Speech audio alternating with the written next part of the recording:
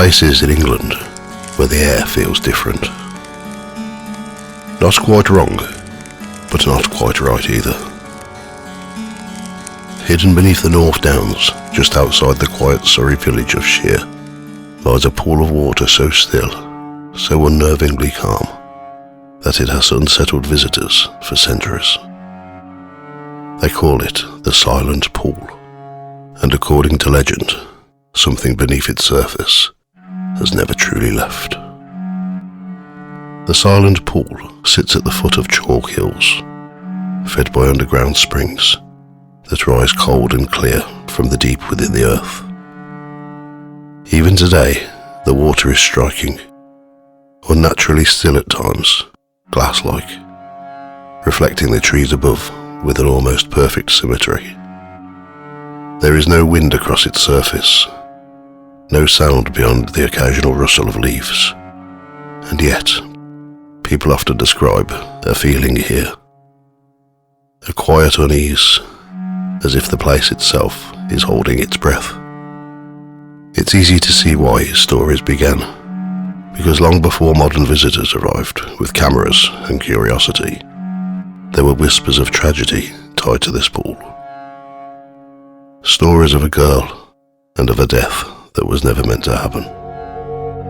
The most enduring legend tells of a young woman. Some say she was a woodcutter's daughter.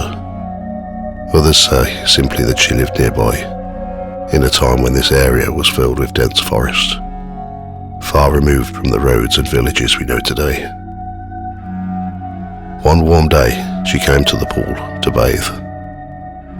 The water was clear, inviting. But as she stood at the edge, she heard something. Movement in the trees. A man emerged, sometimes described as a nobleman, sometimes a stranger on horseback. His intentions unclear. Frightened, the girl fled, but instead of running into the forest, she turned back toward the water. She waded in, then deeper still. The man followed her. Whether he meant harm, or whether his presence alone drove her to panic, no one can say, but the outcome is always the same.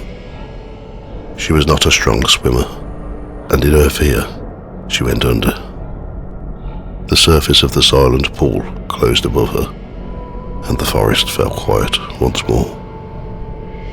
Since that day, whenever it truly happened, people have claimed that something remains. Walk the path at dusk, and you may notice it in the silence, then in the water. Some say they have seen a figure beneath the surface, a pale shape, drifting just below the reflections. Others describe a woman standing at the edge of the pool, only to vanish when approached. And then there are those who hear it, a faint disturbance, a ripple, when the water should be completely still. Of course, there are explanations. The pool is deep. The water is cold enough to shock the body in seconds.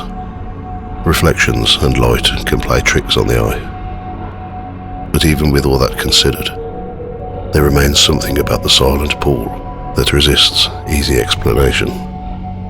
Something that lingers. Perhaps it's just a story, a tale shaped and reshaped over centuries, growing with each telling. Or perhaps, in a place where the water lies so still, where the air itself seems to listen, something of that moment still echoes, waiting just beneath the surface. If you enjoyed this tale, follow Ghost Tales by the Fireside for more stories drawn from the haunted landscapes of Britain. And if you ever find yourself near Shear, you might want to pause and take a look into the water. Just not for too long.